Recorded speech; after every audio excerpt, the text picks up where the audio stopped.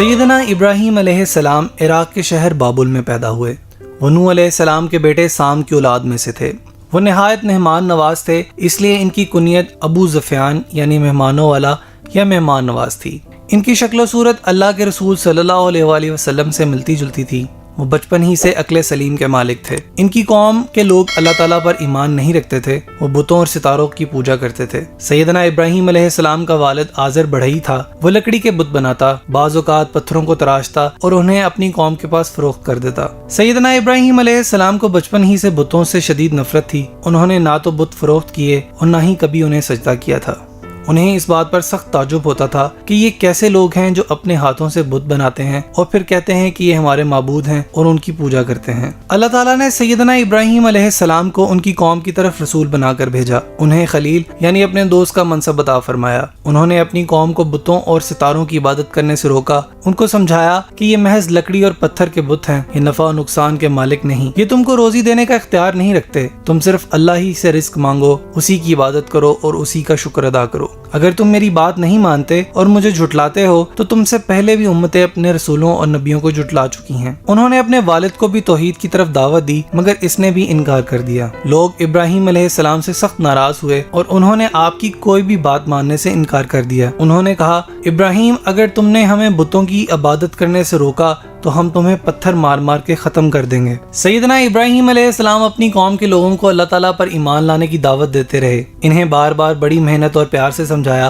کہ بتوں کی پرستش چھوڑ دیں مگر وہ اپنے کفر و شرک پر اڑے رہے۔ سیدنا ابراہیم علیہ السلام کی قوم ہر سال ایک میلہ منایا کرتی تھی جس میں شرکت کے لیے وہ شہر کے باہر چلے جایا کرتے تھے اور وہاں کئی روز تک ٹھہرتے تھے۔ ایک مرتبہ جب ساری قوم میلے کے لیے جانے لگی تو ابراہیم علیہ السلام کے والد نے ان کو بھی میلے میں شرکت کی دعوت دی۔ چونکہ ان کی قوم بڑی ڈھٹائی سے شرک اور کفر میں مبتلا تھی، وہ اس سے سخت پریشان تھے، اس لیے انہوں نے کہا میں آپ کے ساتھ نہیں جا سکتا۔ جب ان کی قوم کے لوگ میلے میں شرکت کے لیے چلے گئے تو سیدنا ابراہیم علیہ السلام بتکدہ میں اپنے کلہاڑے سمیت داخل ہو گئے۔ اس سے ان بتوں کو توڑنا شروع کر دیا، پھر اس کلہاڑے کو سب سے بڑے بت کی گردن میں لٹکا کر وہاں سے چلے آئے۔ جب قوم کے لوگ میلے سے واپس آئے تو دیکھا کہ ان کے بت ٹوٹے پڑے ہیں۔ وہ سخت ناراض اور پریشان ہوئے اور کہنے لگے ان کو ابراہیم علیہ السلام نے ہی توڑا ہے، کیونکہ وہ نہ تو ان کو پوچھتا ہے اور نہ ہی انہیں اچھا سمجھتا ہے۔ چنانچہ کچھ لوگ گئے اور ابراہیم علیہ السلام کو پکڑ کر بت خانہ میں لے آئے۔ ان سے پوچھنے لگے، ابراہیم کیا تم نے ہمارے بتوں کو توڑا ہے؟ انہوں نے بڑے بت کی طرف جس کے گلے میں کلہاڑا لٹک رہا تھا اشارہ کر کے کہا، وہ دیکھو اس بڑے نے ان کو توڑا ہوگا، تم اس سے پوچھ لو اگر یہ جواب دے سکتا ہے۔ انہوں نے کہا، تمہیں خوب معلوم ہے کہ ہمارے معبود بولتے نہیں۔ تو ابراہیم علیہ السلام نے ان سے کہا، تمہاری عقل پر افسوس ہے، تم ان کی عبادت کرتے ہو جو بولنے اور اپنے آپ کو بچانے سے قاصر ہیں۔ یہ تو گونگے اور بہرے ہیں، بولنے تک کی طاقت نہیں رکھتے، تمہاری کیسے مدد کریں گے؟ کافروں کے پاس سیدنا ابراہیم علیہ السلام کے دلائل کا کوئی جواب نہ تھا۔ انہوں نے آپس میں مشورہ کیا کہ ابراہیم علیہ السلام کو زندہ جلا دیا جائے۔ چنانچہ ان لوگوں نے بہت بڑی تعداد میں لکڑیاں اکٹھی کی اور ان کو آگ لگا دی۔ یہ آگ اتنی زیادہ اور بڑی تھی کہ اس کے شرارے آسمان سے باتیں کرنے لگے۔ لوگوں نے اس سے پہلے اتنی زیادہ آگ کبھی نہیں دیکھی تھی۔ انہوں نے منجنیق کی مدد سے ابراہیم علیہ السلام کو آگ میں پھینک دیا۔ اس موقع پر انہوں نے کہا، حسبنا اللہ و نعم الوکیل، مجھے اکیلا رب کافی ہے اور وہی بہتر کارساز ہے۔ اللہ تعالیٰ نے آگ کو حکم دیا کہ وہ ابراہیم علیہ السلام پر ٹھنڈی اور سلامتی والی بن جائے۔ سیدنا ابراہیم علیہ السلام کے جسم کا کوئی حصہ نہ تو جلا اور نہ ہی انہیں کوئی تکلیف پہنچی، بس وہ رسیاں جن میں باندھ کر ان کو آگ میں ڈالا گیا تھا وہ جل گئیں۔ لوگ ان کو صحیح سلامت دیکھ کر تعجب کرنے لگے۔ ایک مرتبہ سیدنا ابراہیم علیہ السلام نے اللہ تعالیٰ سے درخواست کی، میں دیکھنا چاہتا ہوں آپ مردوں کو کیسا زندہ کرتے ہیں۔ انہیں اس بات کا یقین تھا کہ اللہ تعالیٰ مردوں کو زندہ کرنے پر قادر ہے، مگر انہوں نے چاہا کہ اس چیز کو اپنی آنکھوں سے دیکھ لیں۔ اللہ تعالیٰ نے ان سے بذریعہ وحی کہا کہ وہ 4 پرندے لیں، ان کو ذبح کر کے ان کے ٹکڑے ٹکڑے کر کے آپس میں ملا دیں اور پھر مختلف پہاڑوں پر گوشت کے ٹکڑے رکھ دیں، اس کے بعد ان کو اپنی طرف بلائیں۔ سیدنا ابراہیم علیہ السلام نے ایسا ہی کیا تو ہر پرندے کے اعضاء ایک دوسرے سے جا ملے اور ہر پرندے کے پر آپس میں مل کر اس سے جڑ گئے۔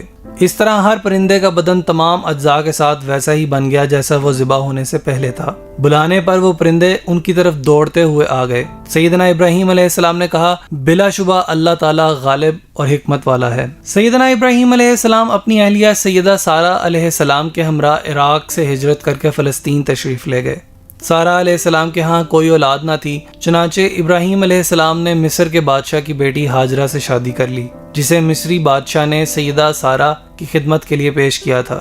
ان کے بطن سے اسماعیل علیہ السلام پیدا ہوئے۔ سیدنا ابراہیم علیہ السلام ماں بیٹے کو لے کر مکہ مکرمہ آئے۔ انہوں نے کچھ بانی اور کھجوریں ان کو دیں اور انہیں وہیں چھوڑ کر فلسطین چلے آئے۔ جب پانی ختم ہو گیا تو سیدہ ہاجرہ علیہ السلام پانی کی تلاش میں صفا پہاڑی پر چڑھیں، پھر وہاں سے اتر کر مروہ پہاڑی پر پہنچیں کہ شاید کہیں پانی نظر آ جائے۔ اس طرح انہوں نے بے چینی کے عالم میں 7 چکر لگائے۔ ادھر اللہ تعالیٰ نے اپنے فرشتے کو بھیجا جس نے پر مارا تو پانی کا چشمہ پھوٹ پڑا جسے چاہے زمزم کہا جاتا ہے۔ زمزم کا پانی دنیا کا سب سے صحت افزا پانی ہے۔ سیدہ ہاجرہ اور اسماعیل علیہ السلام نے پانی پیا اور اس کے قریب آباد ہو گئے۔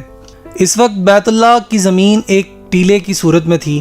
سیلاب کا پانی آتا تو دائیں بائیں سے گزر جاتا۔ کچھ عرصہ کے بعد بنو جرہم کا قافلہ وہاں سے گزرا، پانی نظر آیا تو وہیں ٹھہر گئے۔ اس طرح وہاں کئی گھر آباد ہو گئے۔ سیدنا ابراہیم علیہ السلام اپنی بیوی اور بیٹے سے ملاقات کے لیے مکہ مکرمہ آیا کرتے تھے۔ ایک دفعہ انہوں نے اپنے بیٹے اسماعیل علیہ السلام سے کہا، مجھے اللہ تعالیٰ نے اپنا گھر بنانے کا حکم دیا ہے۔ سیدنا ابراہیم اور اسماعیل علیہ السلام نے مل کر خانہ کعبہ کی تعمیر کی۔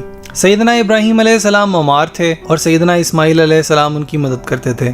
تعمیر کے دوران جبریل علیہ السلام جنت سے حجر اسود لے کر آئے۔ سیدنا ابراہیم علیہ السلام نے اسے اس کی موجودہ جگہ پر رکھ دیا اور دعا فرمائی، میرے رب اس جگہ کو امن والا شہر بنا اور اس کے رہنے والوں میں جو اللہ اور روز آخرت پر ایمان لائیں پھلوں سے رزق عطا فرما۔ سیدنا ابراہیم علیہ السلام نے ایک مرتبہ خواب میں دیکھا کہ وہ اپنے بیٹے اسماعیل علیہ السلام کو ذبح کر رہے ہیں۔ چونکہ نبیوں کا خواب وہی ہوتا ہے اور یہ اللہ تعالیٰ کا حکم تھا، انہوں نے اپنے بیٹے سے مشورہ کیا کہ تمہاری اس بارے میں کیا رائے ہے۔ سیدنا اسماعیل علیہ السلام کہنے لگے، ابا جان، اللہ تعالیٰ نے جو آپ کو حکم دیا ہے اسے بجا لائیں، انشاءاللہ آپ مجھے صبر کرنے والوں میں پائیں گے۔ ابراہیم علیہ السلام نے اپنے بیٹے اسماعیل علیہ السلام کو اللہ کی راہ میں قربان کرنے کا ارادہ کر لیا، ان کو زمین پر لٹا لیا اور ان کی گردن پر چھری رکھ کر چلا دی، مگر اللہ تعالیٰ نے اسماعیل علیہ السلام کی بجائے جنت سے خوبصورت بڑے سینگوں والا سفید مینڈا بھجوا دیا جسے انہوں نے اللہ کے حکم سے ذبح کر دیا۔ یہ قربانی سنت ابراہیمی ہے جس کو ساری دنیا کے مسلمان ہر سال عید الاضحیٰ کے موقع پر زندہ کرتے ہیں۔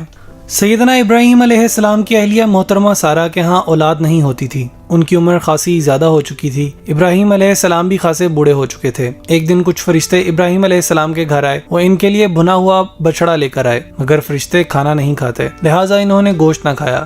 سیدہ سارہ علیہ السلام پاس ہی کھڑی تھیں۔ فرشتوں نے ان کو خوشخبری دی کہ اللہ تعالیٰ ان کو نیک اور صالح بیٹا عطا فرمائے گا جس کا نام اسحاق رکھا جائے گا۔